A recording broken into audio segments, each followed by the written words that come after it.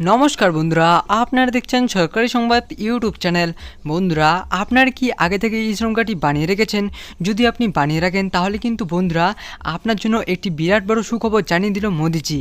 হ্যাঁ বন্ধুরা, আর এখনও পর্যন্ত যারা এই শ্রম কার্ডটি বানাননি, আপনারা যত তাড়াতাড়ি সম্ভব এই কার্ডটি বানিয়ে রাখুন।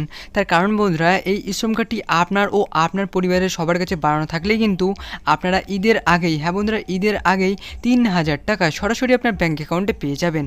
আর শুধু বন্ধুরা ঈদের আগে যে এই ৩,০০০ টাকা পাবেন তা নয়, ঈদের পর থেকে প্রতি মাসে ৩,০০০ টাকা সরাসরি আপনার ব্যাঙ্ক অ্যাকাউন্টে পেয়ে যাবেন। তাছাড়াও বন্ধুরা এই শ্রম কার্ডটি আপনার কাছে থাকলেই, আর আপনি যদি গরিব দরিদ্র খেটে খাওয়া মানুষ হয়ে থাকেন, তাহলে কিন্তু বন্ধুরা ১,০০,০০০ টাকা থেকে ২,০০,০০০ টাকা পর্যন্ত আর্থিক সুবিধা সরাসরি আপনার ব্যাঙ্ক অ্যাকাউন্টে পেয়ে যাবেন। আর এই টাকা পাওয়ার জন্য আপনাদের শুধুমাত্র একটি গুরুত্বপূর্ণ কাজ করতে হবে। কি সেই গুরুত্বপূর্ণ কাজ তা জানার জন্য অবশ্যই বন্ধুরা ভিডিওটি সম্পূর্ণ দেখবেন।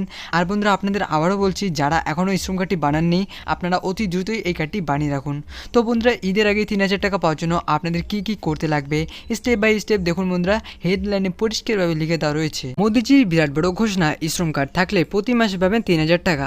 এই ৩,০০০ টাকা পেতে হলে কি কি শর্ত পালন করতে হবে এবং কি কি ডকুমেন্ট লাগবে, এই সব কিছুই আজকে আমি আপনাদের জানিয়ে দেবো। তার আগে বন্ধুরা, আপনারাও যদি এই ৩,০০০ টাকা ঈদের আগে পেতে চান, তাহলে বন্ধুরা সবার আগে এই ভিডিওর নিচে থাকা লাইক বাটনটি ক্লিক করে পাশে থাকা সাবস্ক্রাইব বাটনটি ক্লিক করে বেল আইকনটি অল করে রাখবেন। ই শ্রম কার্ড নিয়ে ইতিমধ্যেই নতুন একটি আপডেট এসেছে, যেখানে বলা হয়েছে যে ই শ্রম কার্ড থাকলে সকলকে প্রতি মাসে ৩,০০০ টাকা করে দেওয়া হবে। এই ৩,০০০ টাকা পেতে হলে আপনি নিজেও অনলাইনে আবেদন করতে পারবেন, অথবা নিকটবর্তী সিএসসি সেন্টার গিয়ে আপনি আবেদন করতে পারবেন। তো আসুন বন্ধুরা, এবার আমরা দেখে নিই যে আবেদনের শর্তগুলি কি কি।